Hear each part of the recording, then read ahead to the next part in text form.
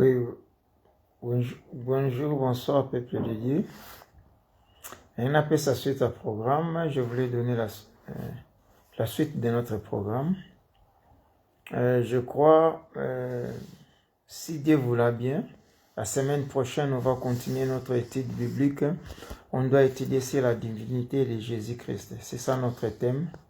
Notre thème, on va étudier, par l'aide du Saint-Esprit, on va étudier sur la divinité de Jésus-Christ. Tu vois, beaucoup de chrétiens ne savent pas vraiment entrer en profondeur à ce qui concerne la divinité de Jésus, sur la personne de Jésus, notre Dieu. Beaucoup se limitent toujours, Jésus c'est le Fils de Dieu. Oui, à 100% Jésus est le Fils de Dieu. Mais si nous sondons les Écritures, les Écritures nous montrent que Jésus est Dieu. Donc, il ne faut pas seulement limiter en disant Jésus est le Fils de Dieu. Il est le Fils de Dieu. Mais qu'attendez-vous par Fils de l'homme? Lorsqu'on dit je suis Fils de Dieu, puisqu'il est venu dans la chair humaine. Maintenant, qu'attendez-vous lorsqu'on parle maintenant? Il est le Fils de l'homme, car lui-même disait le Fils de l'homme. Donc tout ça, c'est ça, ça sera notre enseignement. C'est la divinité de Jésus. Sur la divinité de Jésus, nous allons scinder ça à trois parties. La première partie, on va étudier Jésus-Christ étant Dieu. Et la deuxième partie, on va étudier Jésus-Christ étant la parole de Dieu. Et la troisième partie, on va étudier Jésus-Christ et la vie. Et la quatrième partie, on va étudier Jésus-Christ et la lumière. Donc c'est ça qui va nous faire introduire à la divinité de Jésus-Christ. Dans le texte de base, on va baser sur Genèse 1, de 3 à 31. Et on va faire la symbiose où on va encore étudier encore Jean 1, 1 à 3. Donc Jean 1, 1 à 3. Et on va encore étudier Genèse 1, 3 à 31. Et il y a aussi d'autres passages qui vont nous montrer. Par exemple, si nous voyons à Jean 1, 14 aussi, nous montre aussi. On va encore étudier ça. Et il y a tant de passages qui vont nous montrer que Jésus-Christ est Dieu. Il est la parole. Il est la vie. Il est la lumière.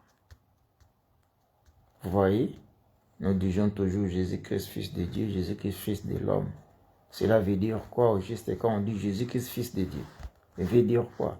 Et cela aussi veut dire quoi quand on parle à Jésus-Christ et le Fils de l'homme? Cela veut dire quoi? Et Jésus-Christ est la parole. Cela veut dire quoi?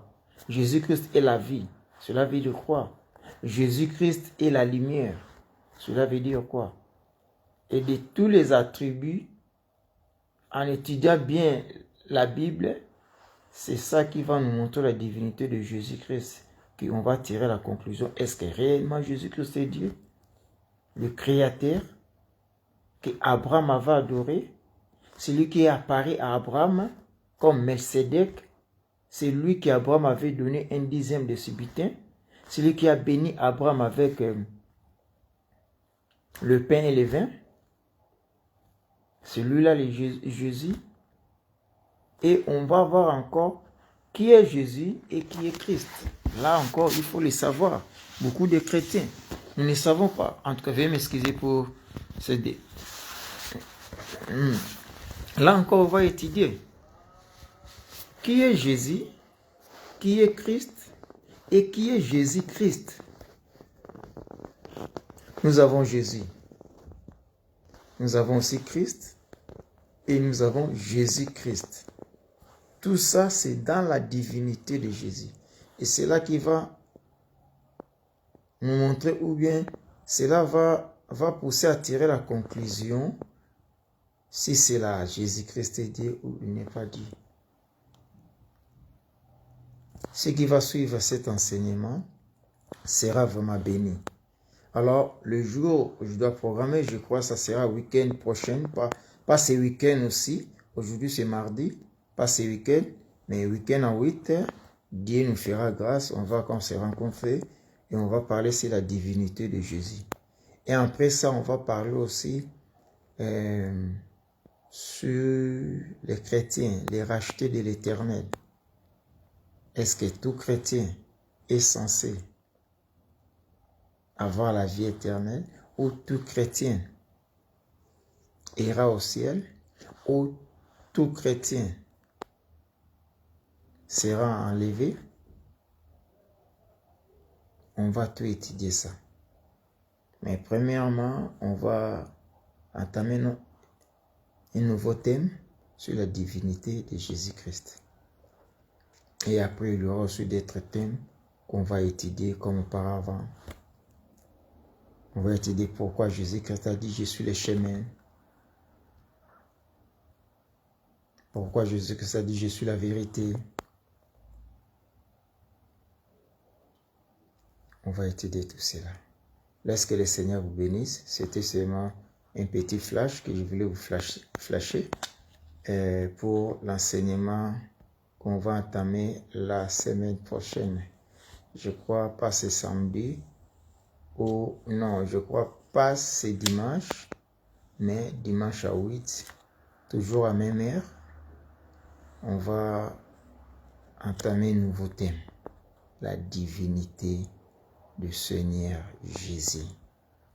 Puisque jusque-là, beaucoup de chrétiens ou beaucoup de croyants ne croient pas ou ne savent pas vraiment en trop profondeur sur la divinité de Jésus. C'est pour ça que tu vois, beaucoup se limitent seulement à Jésus, le Fils de Dieu. Jésus, c'est notre grand frère. Yangwano moni mingi. Yaya basakana kanaiti. Tokoline faima watika to sakanaï. Poto benga yaya, il est Fils de Dieu. C'est le premier-né de la création. Et le premier-né aussi, parmi des morts, dans Ayaya. Il a eu les jours. Tikato Sakananaï.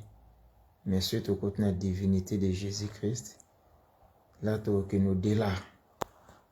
Il y a une attribution à nous surtout, et nous avons tiré conclusion que Jésus est le Dieu créateur, ce qu'on appelle Elohim, celui que Abraham avait adoré, celui qui a appelé Abraham de sortir de sa nation, et il fera de lui une grande nation. C'est lui qui a promis à Abraham Isaac, celui que Isaac avait servi, c'est lui qui a changé Jacob en Israël, c'est Jésus. Tu vois? C'est lui que Moïse a dit, si ce n'est qu'un ange, je ne dois pas marcher avec le peuple, mais je veux que toi-même, Elohim, tu puisses nous marcher avec nous. Jéhovah Shabbaoth, c'est Jésus. Les Écritures du noir et blanc. Il attend des Écritures que nous avons étudiées, nous avons lu, nous allons voir, nous allons un peu aller par-ci, par-là, de l'Ancienne et des Nouvelles Alliances. On va étudier les Écritures, montrent clairement, noir sur blanc. Vous voyez, c'est Jésus. Et pour aller encore très loin, on va voir quel est ce soleil-là que Josué avait dit, soleil arrête. Et soleil s'est arrêté. Et Josué a combattu ses ennemis, il a combattu jusqu'à vaincre. Il a vaincu ses ennemis puisque le soleil était là. Et quel est ce soleil-là? Est-ce que c'était le soleil réel? Oui, physiquement, nous ne voyons pas réel. Nous voyons ça, c'est un soleil réel, physique. Mais spirituellement, on va voir aussi quel est ce soleil, quel est ce soleil-là qui est arrêté lors du combat de Josué avec ses ennemis. Vous voyez, on va étudier tout ça. Et c'est à vous de tirer une conclusion si c'est Jésus-Christ est réellement Dieu ou n'est pas Dieu. Mais laissez-moi vous dire que Jésus-Christ est Dieu, le Créateur, celui qui a créé tout, celui qui a créé les cieux et la terre, celui qui est la jeunesse Dieu. Au commencement, Dieu créa les cieux et la terre. La terre était informe et vide. Il y avait les ténèbres à la surface de l'abîme. Et l'Esprit de Dieu surnageait au-dessus des eaux. Et l'Esprit a dit que la lumière soit, la lumière fut. Et quel est cet Esprit-là qui a dit que la lumière soit, la lumière fut? L'Esprit qui a créé tout. Et l'Esprit a vu que la lumière était bon. Il a jugé de séparer la lumière avec les ténèbres. C'était le premier jour. Le deuxième jour, quel est cet Esprit-là qui a séparé les eaux? Vous voyez, il a dit qu'il y ait l'étendue entre les eaux, qu'il sépare les eaux en bas et les eaux en haut, et l'étendue se fit. Et il appela l'étendue le ciel. C'était le deuxième jour. Et le troisième jour, il a dit que tous les eaux qui se trouvaient au-dessus de l'étendue le ciel puissent se rassembler en un seul lieu. Et les eaux s'est rassemblées. Il a dit au milieu des eaux, il a fait sortir la terre. Une partie sèche. Et lui-même a appelé ça la terre. C'était le troisième jour. Oui. Et le quatrième jour, il a créé des lumineux, des grandes lumineux. Le soleil, la lune et les étoiles pour éclairer toujours la terre. C'était Jésus. Donc on va tout étudier ça. C'est pour ça que je dis notre test de base, ça sera Jean 1 à 3 et Genèse 1, 3 à 31. On verra tout ça. Et on va voir réellement aussi, on va toucher aussi une partie des jardins d'Éden. Jésus était là. L'arbre de vie, Jésus était là. Et l'arbre de connaissance du bien et du mal. Finalement, quel est cet arbre-là de connaissance du bien et du mal? Tout s'appartient pour connaître la divinité de Jésus. Nous allons vraiment parcourir beaucoup d'écritures. Beaucoup d'écritures que nous allons parcourir de l'ancien à nouveau, de l'ancienne alliance à la nouvelle alliance pour bien comprendre la divinité de Jésus. Ce n'est pas une étude qu'on va faire ça en 2 heures ou à 3 heures. Non, c'est vraiment une étude qui a je peux dire des chapitres, pour ne pas dire des chapitres, mais il y a des chapitres ou on peut dire des paragraphes. Tu vois? On va étudier ce que réellement Jésus-Christ est Dieu, quelles sont ces écritures qui nous montrent que Jésus-Christ est réellement Dieu, ce que je viens de vous dire. Est-ce que c'est lui qu'Abraham avait adoré? Est-ce que c'est lui qui avait appelé Abraham de sortir dans la nation, dans la maison de son père? Il fera à Abraham une grande nation. C'est lui qui a promis à Abraham, tu seras grand et tu feras le père de multitudes. C'est lui qui a choisi aussi Noé. Et dans son amour divin, c'est lui qui a détruit Sodome et Gomorrhe. Est-ce que réellement c'est Jésus? Tu vois? Et si Jésus était Dieu, pourquoi il appelait encore Père? On va tout étudier. Dieu qui est ici sur la terre dans la chair humaine. Mais il appelait que moi j'ai fait tout ce que j'ai vu auprès du Père. Le Père m'a envoyé. Et pourquoi lui étant que Dieu, il appelait encore le Père? On va tout étudier ça pour essayer un peu d'éclaircir certaines zones d'ombre, certaines zones noires que beaucoup n'arrivent pas vraiment à saisir. Comment on dit que Fils de Dieu, et puis il vous dit qu'il est Dieu, et puis lui-même il dit que je suis le Fils, le Père est aussi notre Père que dans les cieux, que ton nom soit sanctifié, que mon Père, pourquoi m'as-tu abandonné? Et s'il est Dieu, pourquoi il pouvait dire ça? On va étudier ça. Tout c'est dans la divinité de Jésus. Dans la divinité de Jésus. Pourquoi il disait ça? Aussi longtemps qu'il est Dieu. Et pourquoi il est né comme tout un homme? Il est né à Bethléem de Juda. Pourquoi lui qui est Dieu? Et dans la divinité de Dieu, de Jésus, et on va aussi étudier quelle est cette étoile-là qui montrait aussi là où Jésus était né. Ça part aussi à la divinité de Jésus. C'est dans la Bible. Qui est cette étoile-là? Cette étoile-là, c'est une personne. Il faut savoir quelle est cette personne-là qui nous a montré Jésus, qui a fait introduire Jésus dans son ministère. Et cette étoile-là a montré aux 3 mages Jésus.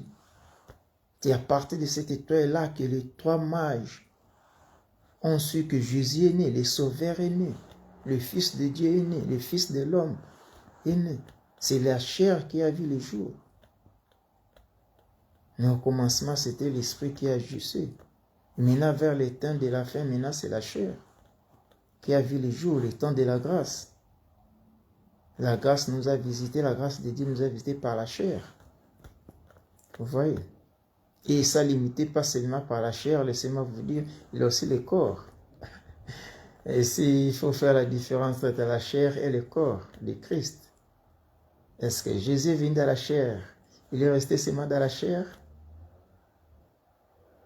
Et pour voir aussi le corps, puisqu'il y a la chair, il y a aussi le corps.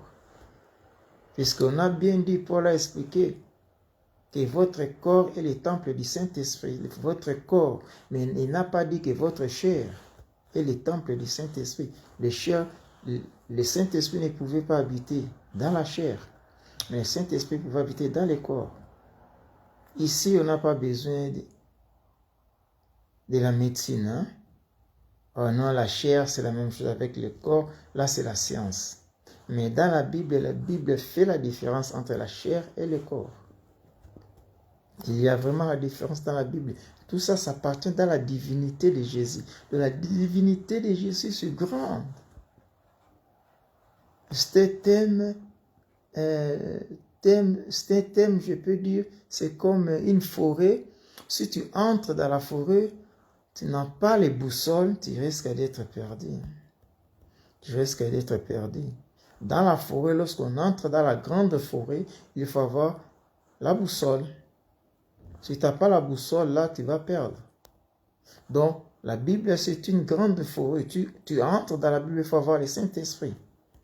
Si tu n'as pas le Saint-Esprit, tu t'embrouilles. Tu t'embrouilles et puis tu vas sortir nulle part. Zéro dans la tête. Rien saisir.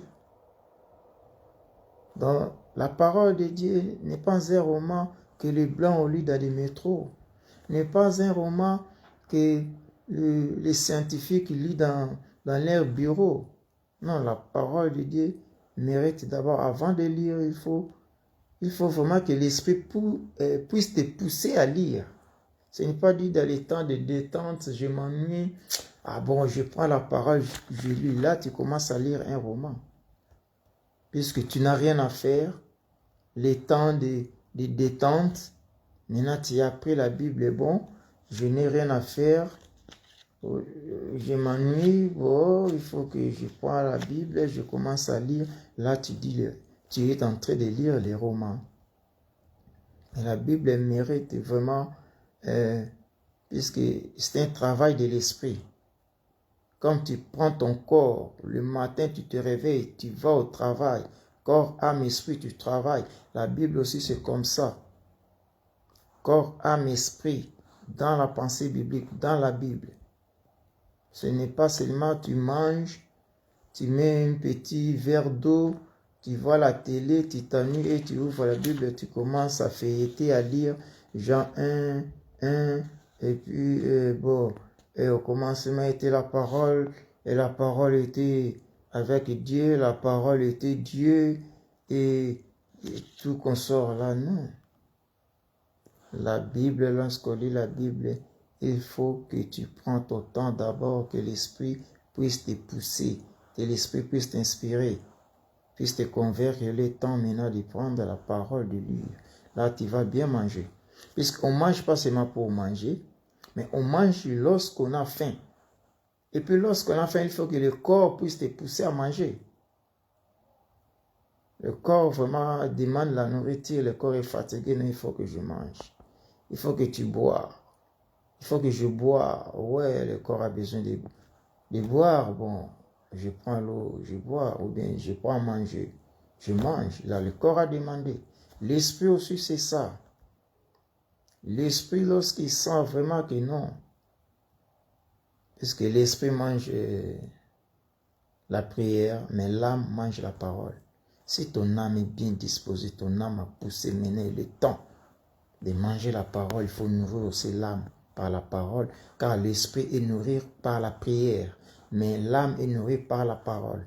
Là, maintenant, tu prends ton temps, puisque l'âme a soif, l'âme a faim, a soif de boire. Quoi? La parole de Dieu, c'est l'eau, c'est Jésus. L'âme a soif de manger, c'est la chair de Jésus, c'est la parole. Vous voyez? Donc c'est ça quoi. C'est ça dont nous allons vraiment aller au plus profond possible, aller vraiment avec l'aide du Saint-Esprit, puisque tu vois, la Bible dit, les gens aussi interprètent ces passages un peu mal, hein, lorsque Paul a dit, femmes ne peuvent pas prêcher dans l'ensemble des saints. Oui, je prends ça dans des aspects. Hein. Je ne parle pas sur l'âme physique, la femme physique. Hein. Lorsque Paul a dit que la femme c'était dans l'assemblée des saints, la femme n'a pas droit à prêcher. Mais on va poser d'abord la question, et quelle est cette femme que Paul a parlé? Par la révélation ici de Dieu, puisque nous avons Réma et nous avons aussi Logos. Hein? Logos a dit c'est la femme. Maintenant dans Réma, qu'est-ce que Réma nous a dit? La femme c'est qui? Tu vois, cet corps que nous portons, c'est une femme. L'homme, c'est l'esprit. Car la parole dit à l'homme, c'est l'esprit. L'esprit que nous portons, c'est l'homme. Ce corps, c'est une femme. Car ce corps a des faiblesses. C'est l'esprit qui est censé les supporter. Et tous les désirs, l'esprit qui est censé à maîtriser. Les désirs de la femme se reposent sur l'homme, se reposent sur l'esprit. Si l'esprit est faible, que la femme est plus fort que l'esprit, là maintenant la femme commence à prendre les devants. Vous voyez dans les familles, il y a d'autres femmes qui prennent les devants. Tout comme aussi des chrétiens, le corps, la chair prend les devants que l'esprit. Là maintenant c'est la femme qui domine l'homme. Donc c'est la chair qui domine l'esprit. Tu vois? Maintenant lorsque quelqu'un va monter pour prêcher, il va pas prêcher par l'esprit, mais maintenant, c'est la chair qui va prêcher. Lorsque la chair commence à prêcher, c'est une femme. C'est la femme qui va prêcher. Or, maintenant, pour prêcher, il faut que l'homme qui doit prêcher. Donc, c'est l'esprit. On va prêcher par... C'est pour ça Jésus même. Bon, non, quand je ne voulais pas entrer, puisque des thèmes qui flashent dans ça là, pour nous sur la divinité. C'est pour cela... C'est pour cela Paul avait dit, vous voyez, que la femme ne devait pas pécher. Donc la chair ne devait pas pécher. Parce que la chair a des faiblesses à ses désirs, qui est au contraire de l'esprit. Maintenant, laissez la place à l'esprit. La place, c'est l'esprit, c'est l'homme. C'est pour cela que Jésus-Christ avait dit, les fils de l'homme. Or, lorsque dans Matthieu, nous voyons, lorsque l'ange avait apparu, à Marie avait apparu, tu seras enceinte par la vertu du Saint-Esprit, par la puissance du Saint-Esprit. C'est ça, l'Esprit là, c'est l'homme qui a couché avec Marie, afin que Marie puisse avoir la grossesse de Jésus. De la père de Jésus, c'est l'Esprit là, c'est le Saint-Esprit, l'Esprit qui était au commencement, l'Esprit qui surnageait au-dessus des eaux, l'Esprit qui a dit que la lumière soit, la lumière fut, que c'est cet Esprit-là qui est l'homme, c'est l'homme qui doit prêcher dans l'ensemble de Dieu, devant les saints, et non la femme qui est la chair. C'est pour ça que nous voyons que beaucoup de femmes prêchent dans la chair. Lorsque la chair prêche, la chair a ce désir. Il va prêcher quoi? Il va prêcher les hérésies, le monde. Mais il faut que l'esprit prêche. Lorsque Jésus prêchait, c'est l'esprit qui prêchait. Donc c'est l'homme qui prêchait. C'est pour ça que Pilate même, devant les Juifs, a présenté Jésus. Il a dit, voici l'homme. Puisqu'en Jésus, il n'a pas trouvé la femme dans la faiblesse. En Jésus, il n'a pas trouvé les crimes. Il a dit, je jugeais cet homme, je n'ai rien trouvé comme crime en lui. C'est pour ça qu'il dit, voici l'homme. L'homme, c'est l'esprit. Donc l'esprit, c'est l'homme qui va prêcher et non la femme, et non la chair. Là, je parle de Réma. Logos dit la femme physique, mais Réma dit c'est la femme spirituelle. Vous voyez, c'est ça Oh, nengana bamuke. Donc, nous allons voir la divinité de notre Seigneur Jésus-Christ. Après la divinité de Jésus, pour avoir au héritage, j'avais dit que la divinité de Jésus, nous allons scinder 104 parties, en 4 parties. Et la première partie, nous allons étudier est-ce que réellement Jésus-Christ est Dieu. Et nous allons étudier aussi et Jésus-Christ est la parole.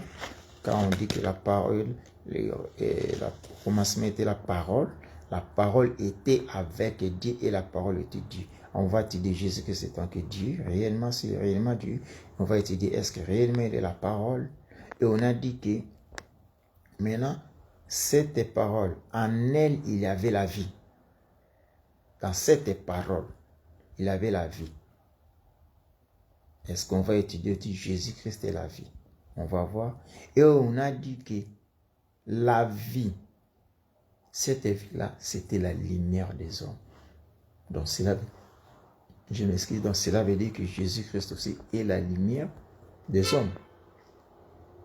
En étudiant les textes de Jean 1 à 3, et puis on va recouvrir dans Genèse 1, 3 à 31, et puis dans Jean 1, 10, et puis on va entamer encore d'autres écritures qui vont nous montrer si c'est réellement Jésus-Christ et Dieu.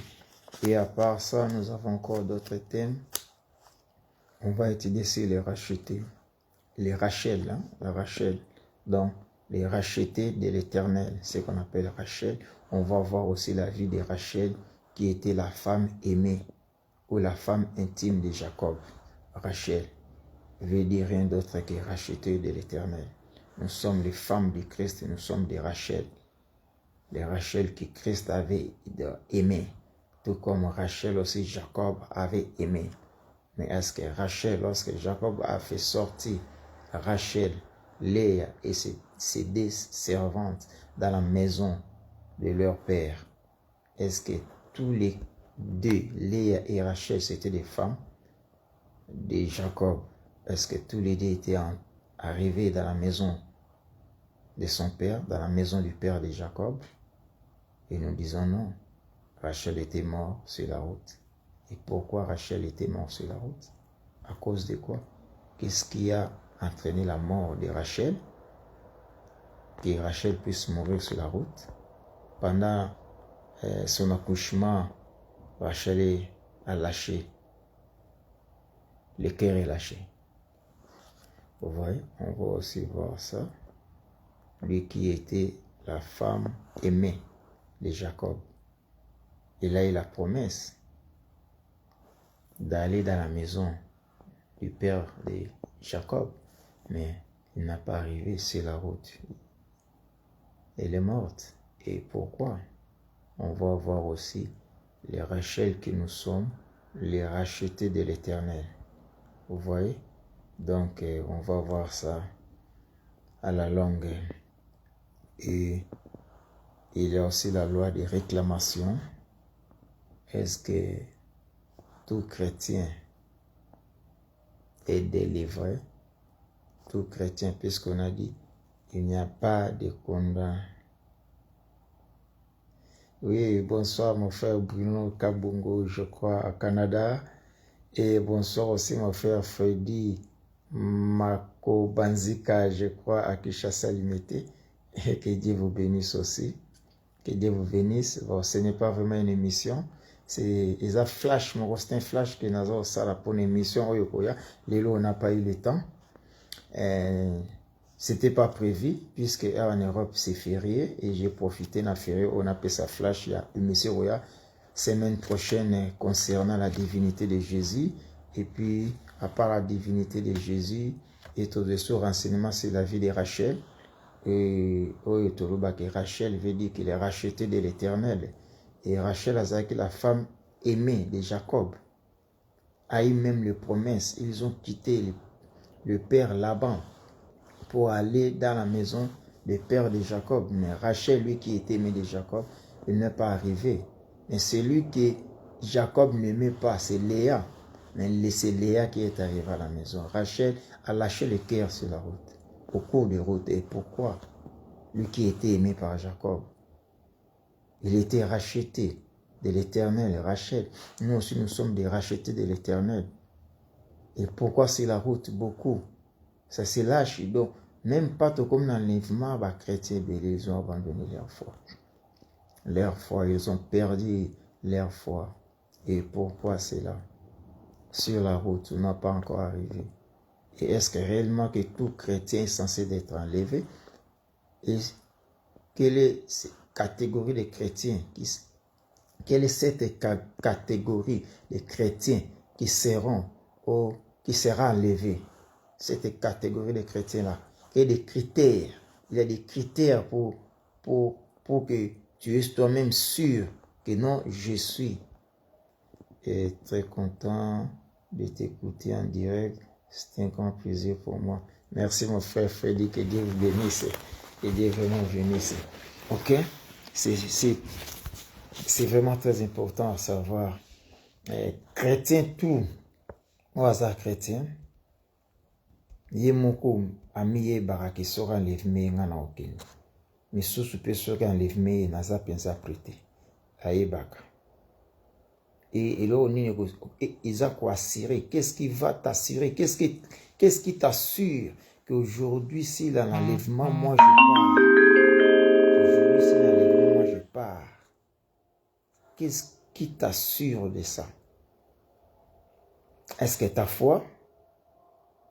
Est-ce que le Saint-Esprit? Est-ce que la parole? Est-ce qu'il y a trois choses que nous sommes censés en avoir? Est-ce qu'un chrétien peut avoir le Saint-Esprit sans la foi? Est-ce qu'un chrétien peut avoir la foi sans le Saint-Esprit? Est-ce qu'un chrétien peut avoir la parole sans la foi? Est-ce qu'un chrétien peut avoir la foi sans la parole? Ou bien un chrétien peut avoir Saint-Esprit sans la parole? Puisque voilà, il est en train de dire, je suis chrétien, je suis né de nouveau, j'ai le Saint-Esprit en moi.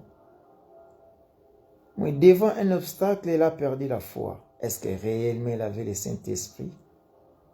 On va tout savoir ça. On va étudier ça. Est-ce que réellement un chrétien qui a la foi mais n'arrive pas à déclencher je peux dire quoi, pas vraiment des miracles, hein, puisqu'il y a aussi d'autres miracles que Satan aussi peut faire des miracles. Hein. Mais la foi qui te pousse à aimer Jésus, qui te pousse à obéir, qui te pousse à craindre l'Éternel. D'abord, ta foi, si ne te pousse pas à aimer Jésus, ta foi, si ne te pousse pas à craindre l'Éternel, ta foi qui ne te pousse pas à avoir la parole de Dieu en toi, est-ce que c'est quelle sorte de foi? Est-ce que réellement tu as la foi? Parce que beaucoup voient seulement que si j'ai la foi, je peux avoir des miracles. Pas vraiment nécessairement que tu peux faire des miracles. Mais d'abord, ta foi en toi, premièrement, va te pousser à aimer Jésus. Si quelqu'un dit que j'ai la foi, mais tu n'aimes pas Jésus, tu n'as pas la foi. Premièrement, ta foi va te pousser à craindre l'Éternel.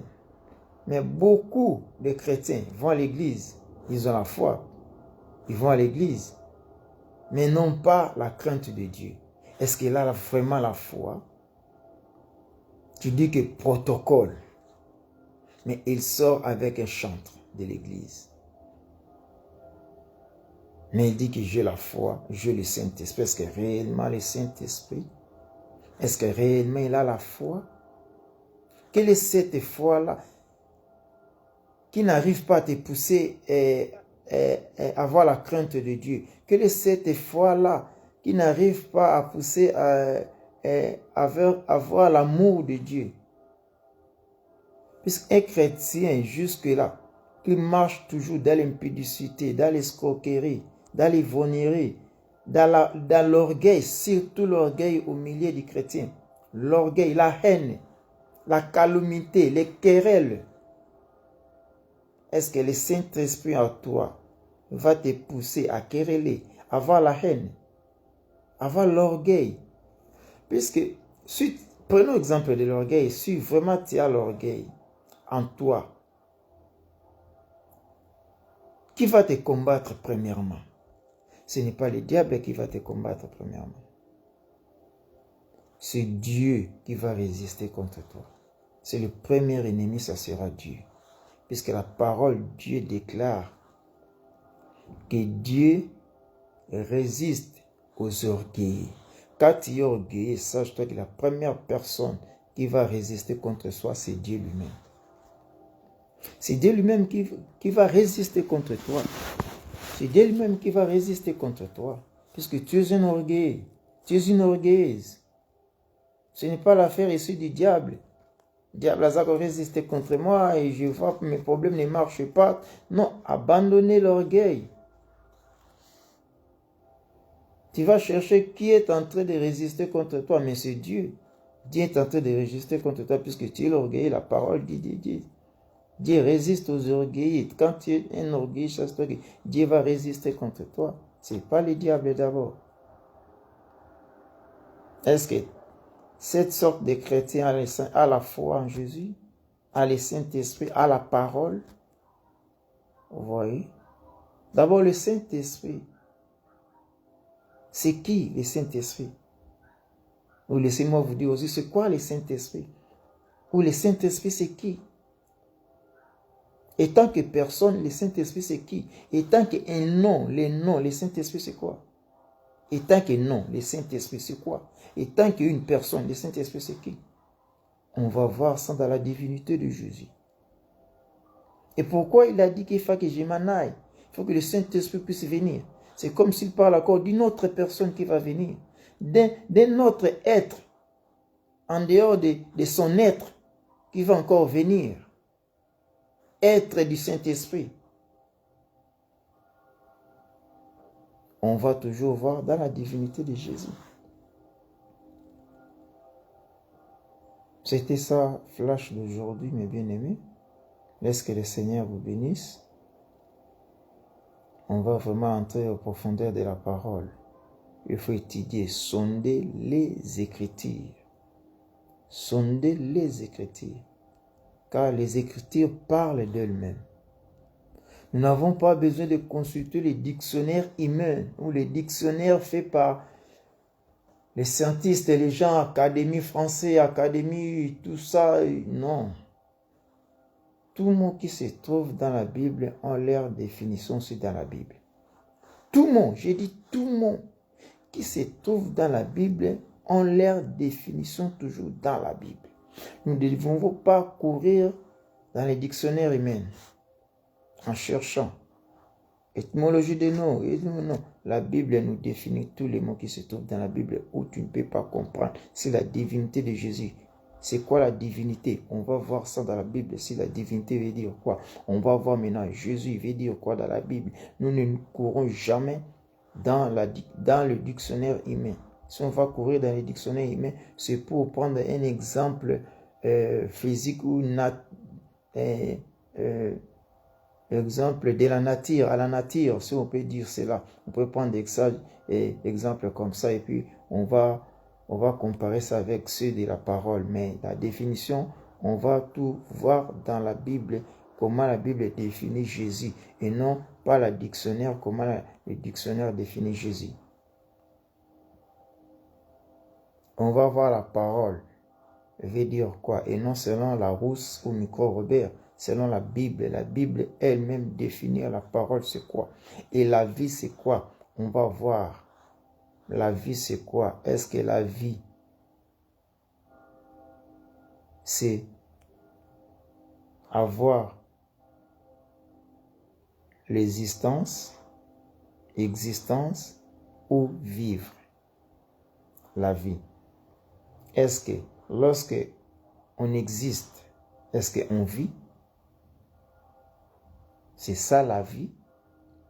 Ou, puisque le micro-Robert va définir aussi de sa façon. La vie, il va définir ça de sa façon. Mais nous n'allons pas recourir au micro-Robert. nous allons recourir toujours à la parole de Dieu. La parole de Dieu va nous définir maintenant la vie, c'est quoi? Qu'est-ce que la vie? Il va nous définir. Et qu'est-ce que la parole? Il va nous définir. La lumière aussi. On ne va pas recourir, on ne va pas faire le recours, on ne va pas courir au micro-Robert, d'autres dictionnaires, je ne sais pas quel nom, et tout comme ça, la rousse.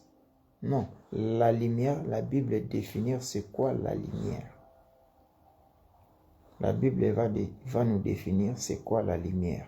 On va étudier ça. Toujours dans la parole de Dieu. La parole de Dieu est complète. Il y a le dictionnaire là-dedans. Tous les mots que lui-même a prononcés et à leur définition aussi dans la Bible. C'est ça, on va étudier ça. Je recommence encore notre test. Ça sera Jean 1, 1 à 3. Et puis Genèse 1, 3 à 31. Et puis on va courir de l'ancienne alliance jusqu'à la nouvelle alliance. Donc avant l'existence de sa chair et après l'existence ou pendant l'existence de sa chair.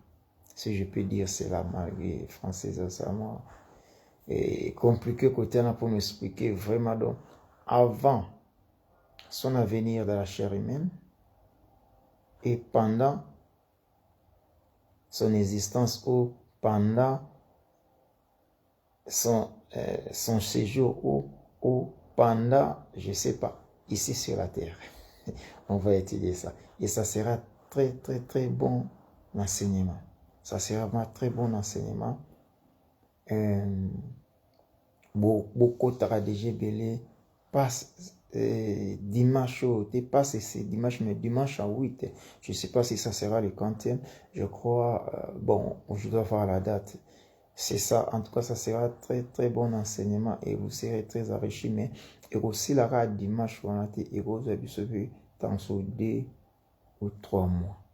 Puisque ça sera toujours seulement du week-end. À raison du travail. Ils vont à raison du travail et aux habitudes peut-être 3 mois. Puisque dans la divinité, on ne peut pas aller directement. Puis il y aura des questions à répondre. Des questions à répondre comme nos frères musulmans nous disent que c'est un prophète. Il se limite seulement à ça. Nos frères catholiques, ils disent que fils de Marie, enfant de Marie, fils de Dieu, enfant de Marie. Et dans la divinité, on va encore étudier ça. Fils de Dieu. On va encore faire un parallélisme de enfant de Marie. Fils de Dieu, enfant de Marie. On va encore, dans la divinité, on va voir qui est Jésus, qui est Christ et qui est Jésus-Christ. On va voir encore dans la divinité. La Bible dit ça. Il y a Jésus dans la Bible. Il y a aussi Christ dans la Bible. Il y a aussi Jésus-Christ dans la Bible. Jésus a manifesté de tous les attributs. Toutes les attributs. Il a manifesté tant que Jésus. Ça, vous voyez que ça, c'est Jésus. Il a manifesté, vous voyez que ça, c'est Christ. Ça, c'est Christ. Et vous, à un moment donné, il s'est manifesté tant que ça, c'est Jésus-Christ. C'est dans la Bible. La Bible va nous éclairer tout. C'est dans la divinité. Bonjour, Tata. Bonsoir, Tata. Pierre Dismakela. Ah, bonsoir, mon frère. C'est mon cœur. En tout cas, c'est content. Vous voyez? Donc, dans la Bible, dans la divinité de Jésus, on va voir qui est Jésus, puisque Jésus a manifesté tant que Jésus. Dans certains attributs, il a manifesté tant que Christ. Dans certains attributs, il a manifesté en tant que Jésus-Christ. Donc nous avons Jésus, on va étudier Jésus, et on va étudier Christ, et on va étudier Jésus-Christ. On va étudier qui est le Père, qui est le Fils, et qui est le Saint-Esprit. Est-ce que nous avons 3 ou nous avons seulement 1? Ça se trouve toujours dans la divinité de Jésus. Pourquoi Pilate lorsqu'il a jugé Jésus, il a trouvé aucun crime en lui. Et Jésus a dit à Pilate, tu n'as aucun pouvoir sur moi. On va te dire encore toutes les paroles. Toutes tes paroles là. Pourquoi toutes ces paroles? Et c'est là, on va coller ça à la divinité. Ça fait partie dans notre enseignement de la divinité de Jésus. Et pourquoi Pilate a présenté aux Juifs, voici l'homme. Et pourquoi l'homme? Qui est cet homme-là que Pilate avait présenté aux Juifs? Est-ce que cet homme de Jésus? Est-ce que cet homme de Christ? Ou bien cet homme de Jésus-Christ? Il a dit, voici l'homme. Qui est cet homme de Jésus? Ça fait partie de la divinité de Jésus. Et lorsqu'il avait présenté aux Juifs que voici l'homme, est-ce qu'il avait présenté la parole? Est-ce qu'il avait présenté Jésus étant que la parole? Est-ce qu'il avait présenté Jésus étant que la vie? Est-ce qu'il avait présenté Jésus étant que la lumière?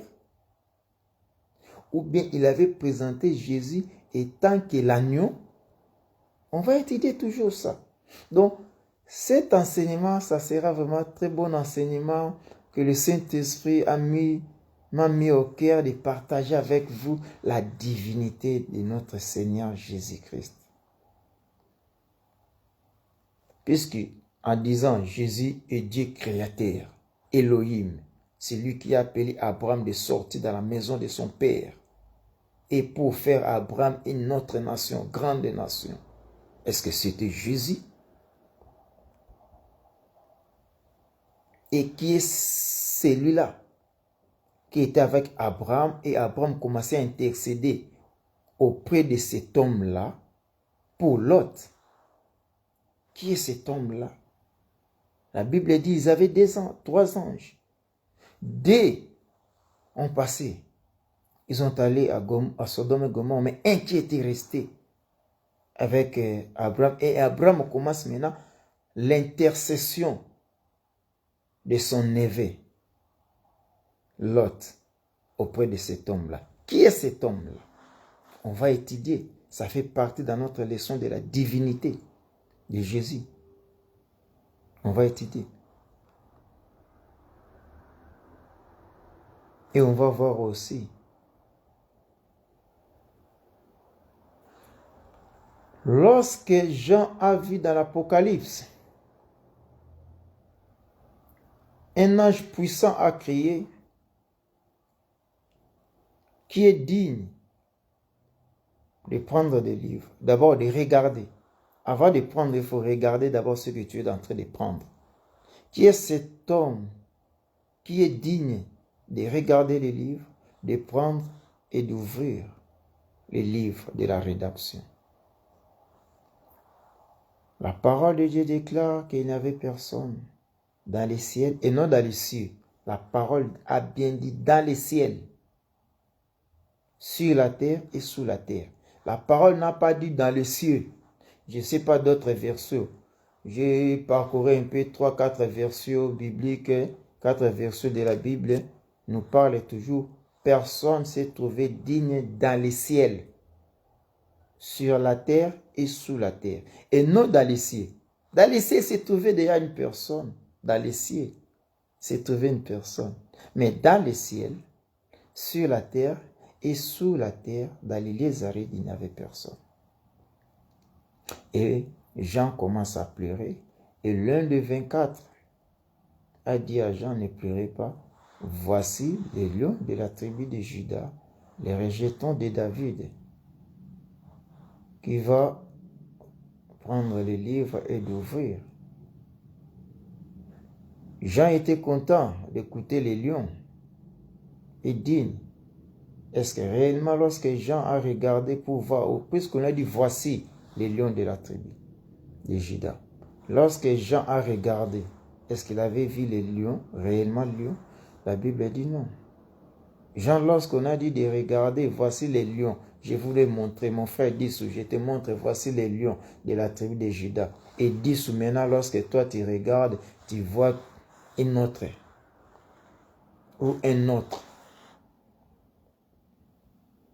Jean avait vu l'agneau, n'avait pas vu les lions. Mais tout ça, c'est la divinité. On va étudier ça dans la divinité de Jésus. Dans la divinité de Jésus. Et les 4 êtres vivants. La parole de Dieu dit, le premier être à la face des lions. Le deuxième, le veau. Troisième, face de l'homme. Quatrième, c'est aigle. Les 4 êtres vivants. Ça fait partie de la divinité de Jésus. Et on a dit chaque être vivant avec 6 ailes. Chaque être avait 6 ailes. On va étudier aussi les 6 ailes de chaque être. Et si on te dit 6 ailes de chaque être, ça doit nous donner 24 êtres. Mais nous avons 24 vieillards. On va voir, c'est tout dans la divinité de Jésus. Donc la parole de Dieu est très belle à comprendre, mes frères. Je vous invite à me rejoindre. Pas ce dimanche, mais dimanche à 18h, on démarre l'émission. L'enseignement sur, pas l'émission, mais l'enseignement sur la divinité du Seigneur Jésus-Christ. C'est très beau. Après cet enseignement, on va voir l'enseignement sur le Rachel. Ça veut dire les rachetés de l'Éternel, les appelés, les élus, selon l'élection de l'Éternel. Et nous allons étudier aussi sur les rachetés. Est-ce que réellement il y a la prédestination? Dieu savait à t'envoyer sur la terre, il savait déjà que toi tu es perdant. Et toi tu es entré au ciel et toi tu es entré au ciel. Est-ce que réellement Jésus-Christ était venu pour sauver tout le monde, toute l'humanité? On va aussi les voir. Toujours dans les rachetés de l'Éternel. Est-ce que Jésus-Christ en venant sur le monde, il était venu pour sauver tout le monde? C'est une question. Ça fait partie de les racheter. Et il y a encore d'autres enseignements qui vont suivre. Sur tous les attributs de Jésus, pourquoi on les appelle fils de l'homme, pourquoi on les appelle fils de Dieu, et pourquoi tous ces attributs, Père, Fils, l'Esprit, est-ce que c'est toujours Jésus? On va tout étudier ça. Ça sera un très bon enseignement sur la divinité. Vraiment, je suis en train encore d'aller aux profondeurs pour vous faire nourrir une bonne nourriture. Donc, pour vous faire vraiment la cartouche moko qui vraiment qui pour la question tant que y en a mieux à répondre pour vous allez satisfaire dans la réponse nango. Que vous trouvez moza satisfaire mais et que na philosophie nangate na théologie nangate. La Bible ce n'est pas la théologie. Si je fais la théologie, je ne dois pas comprendre la Bible. La Bible, c'est le Saint-Esprit qui est à toi, qui va te faire comprendre la Bible. Ce n'est pas la théologie. La théologie n'amène pas l'homme à craindre l'Éternel. La théologie n'amène pas l'homme à obéir à l'Éternel. La théologie ne donne pas la foi. Là, je vous dis vrai, c'est bibliquement, je peux prouver. La théologie ne donne pas la foi. La foi, ce qui donne la foi, c'est la parole. Or, qui est cette parole qui donne la foi? Puisque Jésus a bien dit, je suis venu annoncer la bonne nouvelle. Cela veut dire qu'il y a aussi la mauvaise nouvelle qui donne aussi la foi. La mauvaise nouvelle qui donne aussi la foi. Et je peux dire un exemple de la mauvaise nouvelle. À l'est du Congo, les gens tuent, les gens meurent. Ce n'est pas bonne nouvelle. C'est la mauvaise nouvelle qui nous arrive. Et ça donne aussi à certains d'autres la foi, de croire que non, Rwanda vraiment nous engloutir. Rwanda nous envahir. J'ai la foi et je crois que Rwanda nous envahir. Mais c'est une mauvaise nouvelle que les gens meurent. Tu vois? Donc si Jésus venait annoncer la bonne nouvelle, sache-toi qu'il y a aussi la mauvaise nouvelle qu'on est en train d'annoncer aussi dans l'église. Et cette mauvaise nouvelle aussi donne aussi la foi.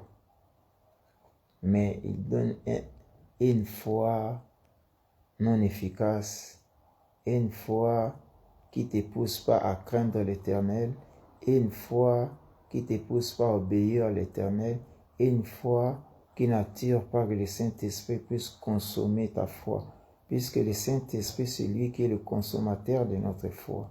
Si le Saint-Esprit est là en nous, seulement son premier but, c'est pour consommer la foi. Le Saint-Esprit vivre que par la foi. Le Saint-Esprit, c'est Jésus. Donc, si Jésus est en toi, c'est pour consommer ta foi. Il n'a pas une autre nourriture qu'il doit manger. Il n'a pas une autre nourriture qu'il doit manger. Donc, le Saint-Esprit, lui, il va manger seulement la foi. S'il ne trouve pas la foi à toi, le Saint-Esprit va partir. Je n'ai jamais vu quelqu'un qui n'a pas la foi et le Saint-Esprit demeure. Là, ça devient un autre esprit qui demeure à toi. Puisque si le Saint-Esprit demeure à toi et ne trouve pas la foi, il va manger quoi? Il va consommer quoi? Puisque la parole déclare, il est le chef et le consommateur de notre foi. Mais si tu n'as pas la foi, qu'est-ce qu'il doit faire dans ton corps? Et laissez-moi vous dire que si tu n'as pas un corps, le Saint-Esprit ne pouvait pas habiter en toi. Il faut d'abord que tu puisses avoir un corps.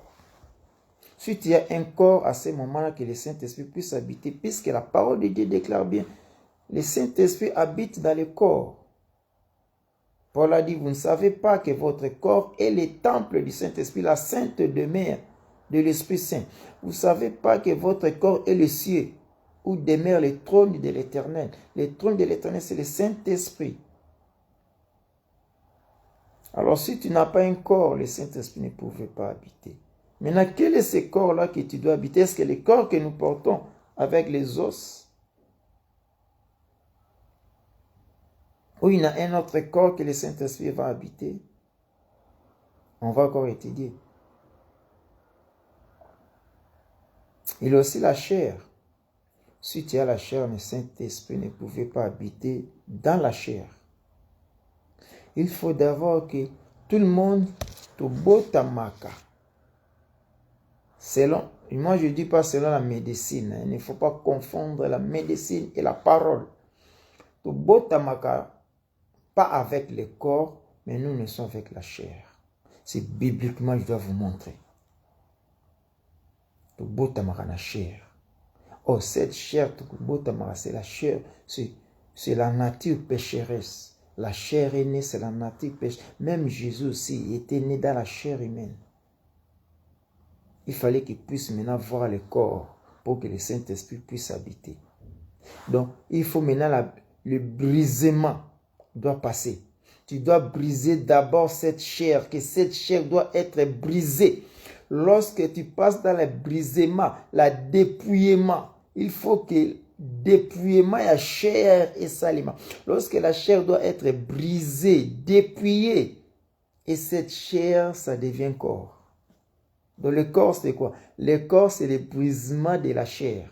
Le corps, c'est quoi? Le corps, c'est la transformation de la chair. Le corps, c'est quoi? Le corps, c'est le dépouillement de la chair. Là, ça devient maintenant corps. À ce moment que le Saint-Esprit va habiter. Et maintenant, lorsque le Saint-Esprit va habiter, s'il ne trouve pas la foi, cela veut dire ta chair n'est pas encore transformée en un corps. Lorsqu'on a corps, sache-toi que la foi vient toujours pour que le Saint-Esprit habite. Lui, il vient seulement pour consommer ce que lui a trouvé. Il a l'intérêt. Là, on peut appeler ça l'intérêt. S'il ne trouve pas son intérêt là-bas, il ne va pas. Puisqu'il va dormir en famille. Il va mourir de faim. Akolia nini. Aye pa na akuti fuate. Akolia nini. Il va quitter. Oyo bomenzala. Il va quitter. Il faut y akuta bilei nae. Il y a liakaka kondima. La foi qu'il va manger. Bon, si tu ne trouves pas la foi, le Saint-Esprit va quitter. Alors s'il quitte, est-ce que réellement c'est corps? Non, c'est la chair. C'est la chair. Tu vois. Tout on va voir ça dans l'enseignement. Maintenant, on peut se faire flash. Pour pesa binova. Pour ça, kokota. Flash kaka. Pour ça, kokota. Tu vois. Même Jésus, il a pris le pain. Il a montré aux 12. Il a dit, c'est ma chair. J'ai brisé. Il a brisé le pain. Il a brisé sa chair. Il a distribué aux 12. Et l'accomplissement fait à la croix. La chair a été brisée et la chair est devenue maintenant le corps. Maintenant, ce corps, il fallait que la chair puisse mourir, le brisement. Cette chair est mourir, est mort. Lorsque cette chair est morte, ce qui était ressuscité, ce n'était plus la chair, c'est maintenant le corps. Et c'est à ce moment le Saint-Esprit est venu. Il a dit, comme la chair est brisée, maintenant moi je dois habiter. Le Saint-Esprit est venu. Pas lorsque le Saint-Esprit a habité, le corps a eu la vie. Le corps a ressuscité. C'est pour ça qu'on dit, nous mourons avec Jésus, c'est la chair qui meurt. Nous ressuscitons avec Jésus, c'est le corps. Maintenant, dans ce corps-là, le Saint-Esprit va habiter puisqu'il a trouvé son intérêt là-bas. C'est la foi maintenant. Et la foi maintenant, pour qu'il y ait la foi, il faut maintenant la parole. La parole. La bonne nouvelle ou la mauvaise nouvelle. Parce que nous avons, quand Jésus l'a envoyé seulement un but, je suis venu pour annoncer seulement la bonne nouvelle. Mais il y a de ceux-là aussi. Ou bien il y a le Messie là aussi. Lui aussi est venu aussi. Je ne sais pas qui l'a envoyé. Lui-même s'est envoyé pour prêcher aussi la mauvaise nouvelle. Lorsque tu reçois cette mauvaise nouvelle, la chair reste toujours la chair. C'est pour ça que tu vois dans l'église protocole, intercesseur. Pas même Saint-Esprit. Les fruits, ça ne se voit même pas. Les fruits du Saint-Esprit. Ça ne se manifeste pas. Donc cela veut dire que la chair est encore à permanence. Il n'a pas encore revêtu le corps. Or, le fruit maintenant du Saint-Esprit. Or, si le Saint-Esprit habite maintenant dans le corps, cela veut dire que la chair est devenue le corps, le Saint-Esprit habite dans le corps, on va voir maintenant les fruits. Premier fruit, c'est lui-même, identité de Christ, de Dieu, c'est l'amour. Allez lire ça dans Galates, vous allez trouver, Galates 5, je pense. Vous allez trouver les 9 fruits du Saint-Esprit. Premier fruit, nous avons d'abord l'identité de Christ lui-même, c'est l'amour. C'est à ce moment-là que le monde va connaître que vous êtes mes disciples. Si vous aimez les uns les autres, c'est l'amour. Après, vous allez voir, c'est la joie, la paix, la patience, la bonté, la bénignité, la douceur, la fidélité, la tempérance. Tous, c'est un seul fruit. Il faut que ça se trouve en toi lorsque le Saint-Esprit habite. Lorsqu'on a la foi, le Saint-Esprit vient avec ses fruits. Ces fruits ont 9 vitamines, comme la mangue ou l'ananas a plusieurs vitamines. Il y a d'autres fruits qui ont la vitamine A, B, C et D. Un seul fruit, mais a 4 vitamines. Mais nous, un seul fruit, qui est le Saint-Esprit, a 9 vitamines. L'amour. la joie, la paix, la patience, la bonté, la bénignité, la douceur, la fidélité, la tempérance. Tout ça, c'est le fruit de l'esprit. Vous voyez? Si ça ne se manifeste pas dans un chrétien, sache-toi que les chrétiens n'ont pas encore eu le corps. Les chrétiens marchent avec la chair d'abord, la chair. Qu'il doit faire tout pour briser cette chair. Et cette chair doit être vraiment brisée. Il doit faire tout pour que cette chair doit être vraiment brisée.